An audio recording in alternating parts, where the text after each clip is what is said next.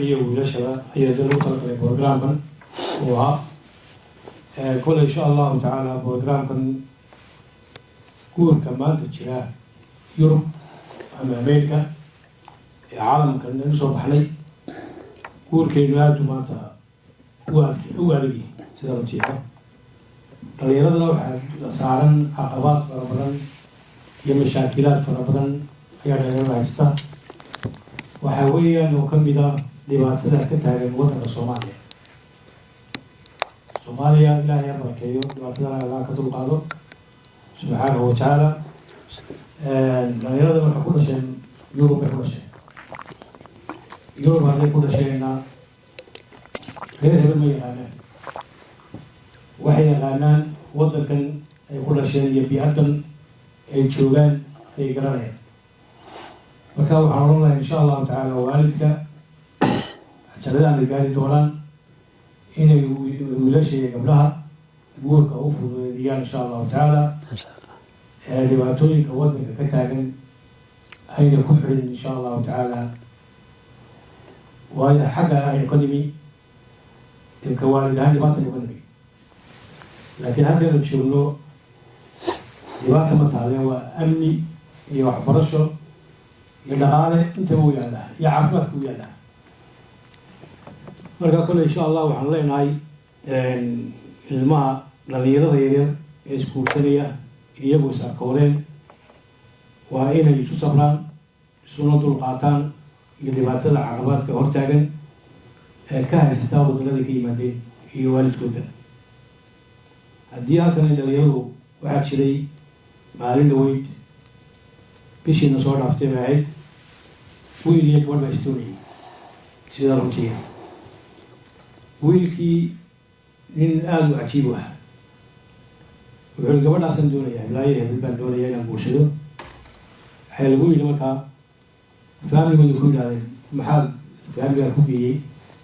فامي المشترين ويا مشاكل الحيال وأخوي لي يعني أحبك مدري وحنا خالص حاول حيل أنا مالي كولي ملاحظي يقول أوس والدتي يقول هاي محاكة شيء أظن ما حسن لي كولي ما حقول شو أبتي ولي أنا قال لي مرة قصير أنا وحقول هذه الروح عائلتي ما تانا أنا إسيو شو دبري مركان قولي هذه وحال الله صدقته تيلو شوك ملي قولنا إلهي أمر كيس لا قش كورس رفلا بعيد ده قد واحد برتان والملك يدورين كل من واحد كما أفضل لكن ملك ولا سناية قال الحمد لله وش هو شيء لبادي هذا مكان سوق غيري لبادي أولي لبادي إسلامه وحسب لين وأبقون كل حمل به هالكاو حكيني وروح ذا وحكيني يوناك وحكيني labada qof ee dhalinyarada ay guurka keenay marka kulli qof kasta oo bini aadan ah ama dhalinyaraha noqdo ama qof weyn ha noqdo hadduu dhintay waxa raacay camalkiisa reer hebel wax la yidhahda raaci maayaan inaguna adduunka waxaan kaga hadhnay oo dhibaatadii mashaakilka inaga hadhay waa reer hebel marka ilaahay waxaan ka baryaynaa qabaa'ilka magacaa leh inuu ilaahay naga qabto waddadu waa muslina وكتاب كلية هي سنة اللي بعيشتها أيه نهاي وعندنا هل كلام وكلية هو عندنا عندنا لو تجمي وركنا وحكون في عيني الله بدأ أوف أما مسلم كسانه أما باكستاني مسلم عنه أما عرب مسلم عنه أما هندي مسلم عنه أما كان سو مسلمية قال كان هو سو مسلم عنه وركو روح بني Somali kushane ay ku sharafay urku sababtu ay tahay gabadhu waxay kasoo jeedaa family aabo abti ayay xilid ay kasoo jeedaa wiilkuna wuxuu kasoo jeedaa adeer abti xilid ninkaan waxaa gabadha guursaday deeginanta wixii kasoo hooyadeed iyo ayeedeed iyo abtigeed uu lacag siinayaa uu soo dhaweynayaa uu kursiga u kacaya dhaqan cajiib wey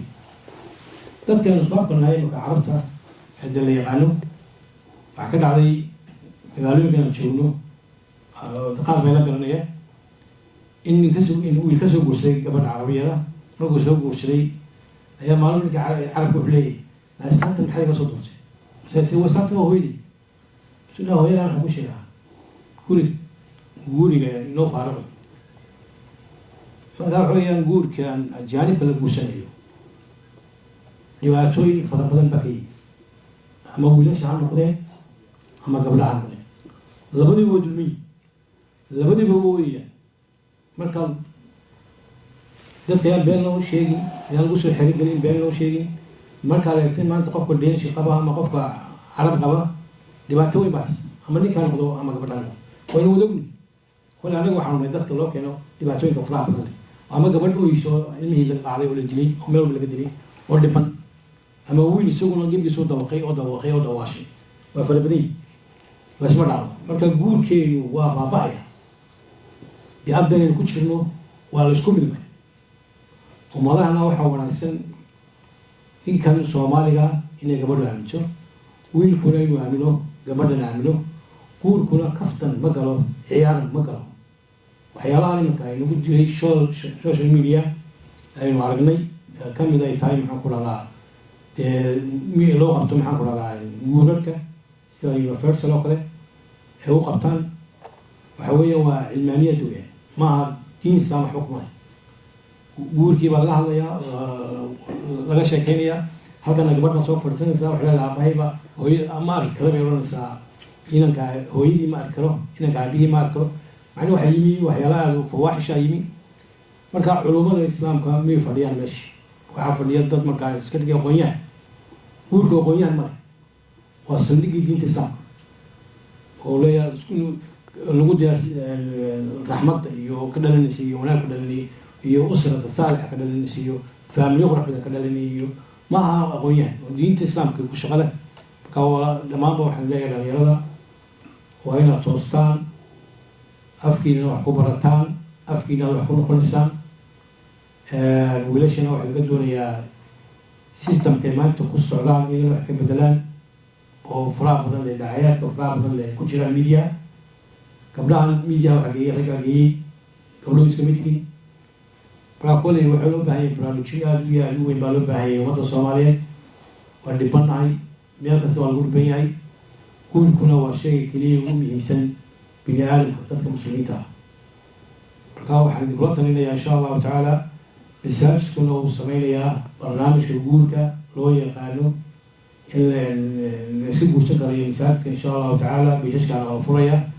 sheekhaana u horseed u ah waayo muqaamka guurka waa inuu sheekh yeesho insha allahu tacaala markaa waa sheekh maxamed roobli haddii ilaahay ilaado hawshaasna waan ku jirnaa barnaamijkaana waxaanu sameynay maalintii masaajidka la xidhayay 2 sano ka hor oo waxaan u sheegnay dumarkaan u sheegnay maalin sabti ah waxaan ku nihi barnaamijkaasna waan sameynaynaa waayo inaguna waxaynu samaysnaa fiican maaha inaan carabta daba taagnano ajaanib haddaba istaagi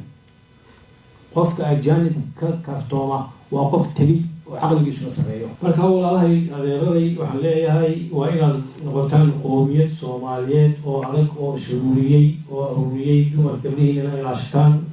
gabdhuhuna wiilashooda ilaashadaan aada isku ilaashataan sidii dariiqa ay noogu warramay sheekhu dariiqadii nebiga calayhi salaatu wasalaam oo aan lahayn magaranaysaa wax magaranaysaa fawaaxisha waa inaad ku doontaan guryahoodii sidii khayrka badnaa la doonayay waa inaad adigoo 17 jir 16 jir aad guur doonataa hataa waa guursanaya waxbaa noqonaysa ilahay wax buu kaa dhigaya subxaana watacaala soco